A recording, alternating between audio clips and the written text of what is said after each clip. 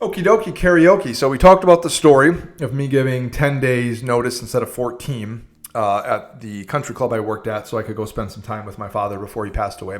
Talked about the lesson of understanding that loyalty might be a great concept at a company level, but individuals make decisions, and those individuals tend to do that in a more transactional basis.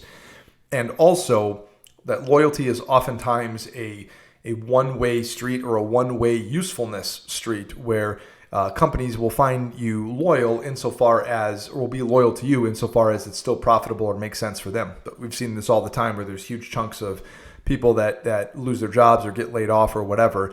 And the response is, hey, it's business, right? It's not personal, it's business.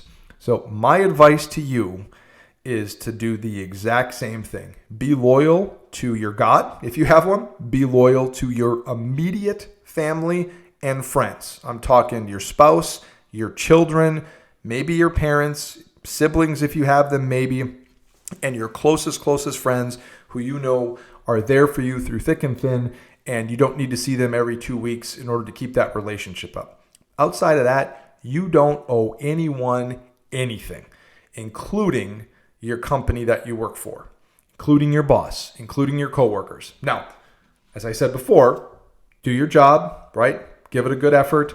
Show up on time, blah, blah, blah, all that kind of stuff. But your loyalty is to yourself and to your immediate family and friends around you. And that's it. Not even your casual friends. You don't owe anybody anything. This is the advice that I'm going to be giving to my daughter when she's older.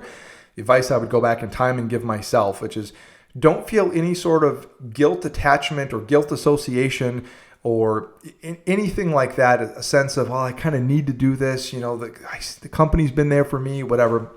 I'm not saying take advantage of the company. And I'm not saying that if they ask you to stay late one day or to come in on a day off or something that you should automatically say no. What I am saying is you come first, and you have to come first, because that other direction of, hey, can you do a little bit more? Can you take on a little extra work? Can you come in on your day off? That's always going to be a steady stream. No matter what your job is. When I cooked, it was always, like every single time I would get a call on my day off. Hey, can you come in? Almost every single time. And I worked a split schedule. So I would work like 4 days, get 1 day off, work 3 or 4 days, get another day off. So like I never had 2 days off in a row, hardly ever. So now you're saying, okay, I get my 1 day off and you're calling me at 9 in the morning and I'm, got a whole nice day to relax planned or whatever. And you're like, you need to come in at 2 o'clock and then work till 11. And then, that was your day off. So now instead of working 4 days, you're working 8 days straight without a day off. And sometimes I would do that, but that's always a one-way street. Your company, hey, can you take on more work? Can you take on this project? And there's tons of accounts out there on social media and YouTube that talk about the right way to respond to that and the right way to kind of have a discussion with your boss about that, as far as like, hey, if you're going to pay me more to do this extra work, then sure.